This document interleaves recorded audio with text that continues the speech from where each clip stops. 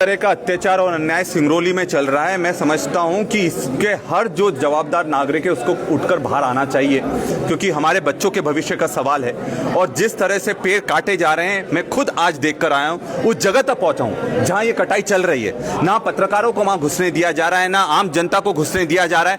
वहां के लोग इतने ज्यादा दहशत में कि कुछ भी बोलने से बचते हैं, पर एक बात कहते हैं कि हम अपना जंगल नहीं साफ करने देना चाहते, हमें जो अधिकार मिलना चाहिए नहीं मिल रहे हैं। यहां तक कि उनने ये बात भी सामने रखी कि मुआवजा भी अलग अलग मिल रहा है, कुछ को 4 लाख मिल रहा है, कुछ को 16 लाख मिल रहा है एक ही जैसी जमीन का।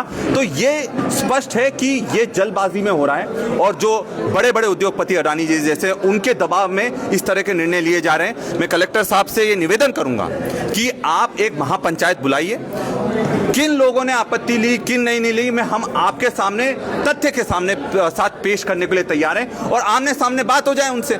जिसको आपत्ति होगी वो सामने ले लेगा, उसके बाद अगर हम संतुष्ट होते हैं तो हम बिल्कुल विरोध करना बंद कर देंगे। पर हमें भी मालूम है आज जो बात हमने करी है, उनके परिवारों से बात करी है, तो ये स्पष्ट है कि एक बहुत बड़ा उनके साथ विश्वासघात करा गया है और ये चीज की बहुत बड़ी जांच होना चाहिए ताकि जो निर्णय, जो उनका अधिकार है वो उनको मिल सके।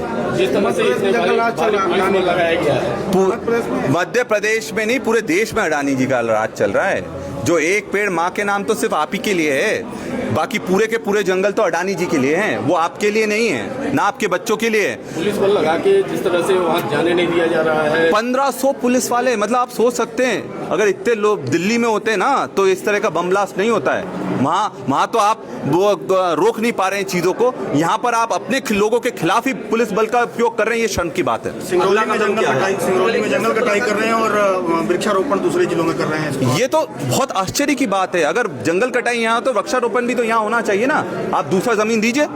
और जो वृक्षारोपण कर रहे हैं, अगर 2700 हेक्टेयर का ये प्रोजेक्ट है तो क्या आप 2700 हेक्टेयर पर कर रहे हैं, उससे ज्यादा पर कर रहे हैं? क्योंकि नियम ये कहता है कि 3 से ज्यादा पेड़ लगना चाहिए।